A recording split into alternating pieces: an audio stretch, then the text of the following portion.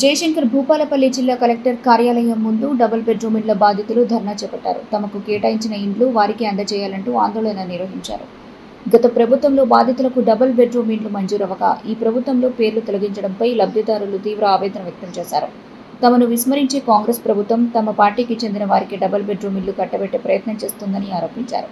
అలాగే ఉద్యోగస్తులకు అనర్హులకు కూడా డబుల్ బెడ్రూమ్ ఇల్లు కేటాయిస్తున్నారని విమర్శలు చేస్తున్నారు. ప్రభుత్వం వెంటనే స్పందించి తమకు న్యాయం చేయాలని డిమాండ్ చేశారు.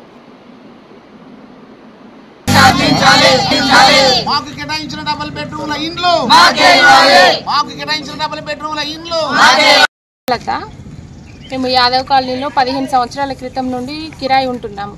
మాకు ఇల్లు కానీ భూమి కానీ ఎలాంటి ఆధారం లేక ప్రైవేట్ ఎంప్లాయీస్ మేము ఇంట్లోనే ఉండి వర్క్ చేసుకుంటున్నాము.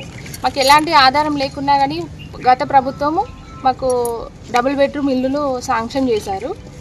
అప్పటి నుండి మాకు తిప్పించుకుంటూ ఉంటున్నారు. మాకు పట్టాలు ఇవ్వకుండా ఆపేసినప్పుడు ఎలక్షన్ కోడ్ పడ్డదని అప్పటి నుండి మళ్ళీ తిప్పుకుంటూ ఈ ప్రభుత్వం వచ్చిన తర్వాత మాకు ఇస్తాము అంటూ ఇప్పటి వరకు బుకాయించి ఇప్పటి వరకు ఇవ్వకుండా మళ్ళీ వేరే వాళ్ళకి ఇవ్వడం జరిగింది. పేదలకు ఇస్తాము అని అంటున్నారు. పేదలకు ఇల్లు లేవు.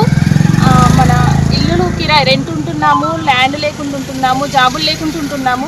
వాళ్ళు ఎవరికి ఇవ్వకుండా ఉన్న వాళ్ళకే పార్టీ వాళ్ళకే ఇచ్చేసుకుంటూ దోపిడీ రాజ్యాంగం మారుతుంది ఈ ప్రభుత్వం. మాకు న్యాయం జరగాలని మేము కోరుకుంటున్నాము. కాంగ్రెస్ పార్టీ వాళ్ళే ఇచ్చుకుంటున్నారని మేము అనుకుంటున్నామని చెప్తున్నారు. పేదలకు ఇస్తున్నామని చెప్తున్నప్పుడు ల్యాండ్ లేదు, మాకు ఇల్లు లేదు, జాబ్ కూడా లేదు. కనీసం జాబ్ ఉన్నా కానీ వీళ్ళకి జాబ్ ఉంది అని ఇవ్వడం డ్రాప్ చేసినా బాగుండు.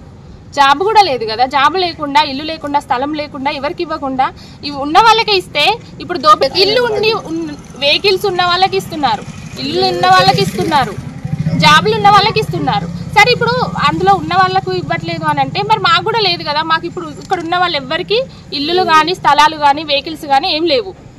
నాకే లేవు.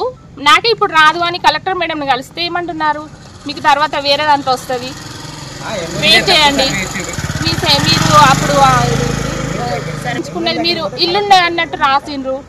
మేము ఇల్లున్నదని మాకు ఇల్లే లేదు, ఇల్లున్నది అన్నట్టు మేము ఎట్లా రాయించుకుంటాం అంటే మీకు అట్లా వచ్చింది అని అంటారు మేడం. మేము నిరాహార దీక్ష గట్టిగా చేయాల్సి వస్తుంది. ఈ రోజు మొత్తం కాదు, 2 days అయినా 3 days అయినా మేము ఇక్కడే నిరాహార దీక్ష చేయాలని నిర్ణయించుకున్నాము. చావడానికైనా రెడీ.